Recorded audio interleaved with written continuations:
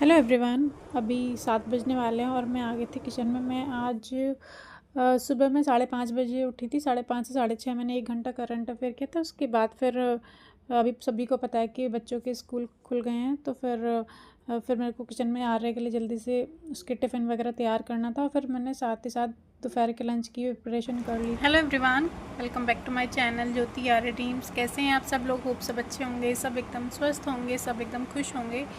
So friends, अभी 11:15 बज रहे हैं और मैं अपने सेकंड स्लॉट के लिए बैठ गई थी। मैंने आपको मॉर्निंग के टाइम पे भी टाइम दिखाया था एक बार। तो सुबह ना मैंने 5:30 बजे मैं उठी थी, तो मैंने 5:30 से 6:30 बजे तक करंट अफेयर किया था। और फिर ये था कि मेरे को किचन में भी था जाना था, क्योंकि आर्या के भी स्कूल स्टार्ट हो गए हैं। फिर मैंने जो भी मेरा काम था वो मैंने सब ख़त्म किया। दोपहर के लंच की तैयारी की, सब जब मेरा काम हो गया है तो अब मैं आ गई हूँ सेकंड स्लॉट के लिए। और इस टाइम पे मैं अभी पढ़ूँगी क्लास 9th की NCERT पॉलिटी पढ़ रही हूँ। मैंने बीच में भी आपको बताया हुआ कि मैं NCERTs पढ़ रही हूँ ऑनलाइन ही। और कल दिन में तो मेरा क्लास 8 तक कंप्लीट हो गया था, और रात के टाइम मैंने ना 1 घंटे पढ़ लिया था। और 6 घंटे सर क्लास लेंगे, और उसमें ये है कि वो क्लास 9th के अंदर जितने भी चैप्टर्स हैं ना वो सारे ही कंप्लीट करा देंगे एक ही क्लास के अंदर। तो मैंने 1 घंटे का मेरा कवर हो गया था, उसके आगे का मैं कंटिन्यू करूँगी। तो स्टार्ट करते हैं।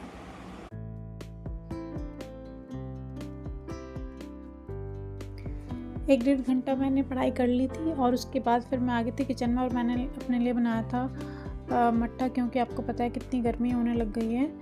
और इस गर्मी में मतलब ये रहता है कि अच्छा खाएं पिएँ ताकि हेल्दी रहें, स्वस्थ रहें। सो मैंने बस अपने लिए मट्ठा तैयार किया और उसके बाद अच्छे से उसको एंजॉय किया। और इस गर्मी में ना मतलब ठंडी ठंडी चीज़ें पीना अच्छा लगता है। दही मट्ठा वगैरह तो घर की चीज़ें ही मिल जाती हैं, तो अलग ही मतलब इनके एक वो रहता है, और हेल्दी भी बहुत रहती हैं सारी चीज़ें। उसके बाद फिर से मैं अपनी क्लास के लिए आ गई थी। और मैं कोशिश करूँगी कि आज पूरी 6 घंटे का मतलब एक मेरी क्लास पूरी कंप्लीट हो जाए, ताकि मेरा क्लास 9th के सारे ही चैप्टर्स मेरे कंप्लीट हो जाएं। बाकी देखते हैं कितना कंप्लीट हो पाता है और कितना रहता है।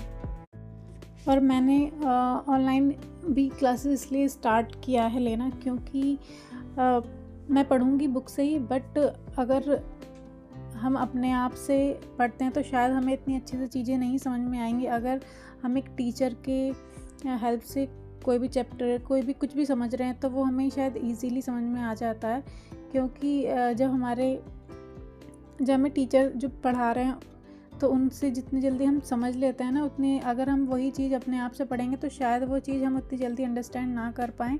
और जब हमें कोई भी टीचर पढ़ा देता है ना, कोई भी हम टॉपिक पढ़ रहे हैं, तो हमारे माइंड में ना वो एक कहानी के जैसे मतलब समझ में आने लग जाती हैं धीरे धीरे चीज़ें।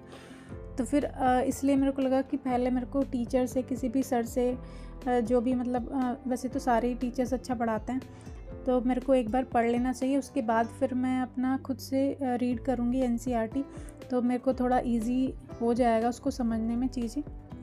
सो इसीलिए मैंने डिसाइड किया कि पहले मैं एक बार ऑनलाइन ही क्लासेस 12 तक 11 12 की भी मेरी बचती हैं, 10th 11 12, तो 9 का कंप्लीट हो जाएगा। तो उसके बाद फिर मैं इनका ऑनलाइन पढ़ लूँगी ये सारी क्लासेस, और उसके बाद फिर मैं खुद से NCERT पढ़ूँगी।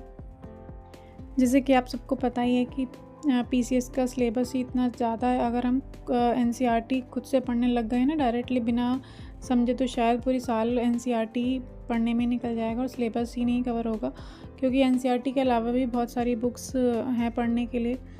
और तो मेरे को लगा कि पहले खुद से मतलब एक बार जो भी टीचर से पढ़ना है ऑनलाइन वगैरह अपना पढ़ लिया जाए, थोड़ा सी चीज़ें समझ में आ जाएं, और उसके बाद फिर वो सेल्फ़ स्टडी मतलब मैं शुरू करूँगी कि खुद से 11 12 की NCERTs पढ़ ली हैं, ताकि वो मुझे समझ में आ जाए। और उसके बाद फिर जो उससे आगे की बुक्स वगैरह रहेंगी फिर उनको स्टार्ट करना है।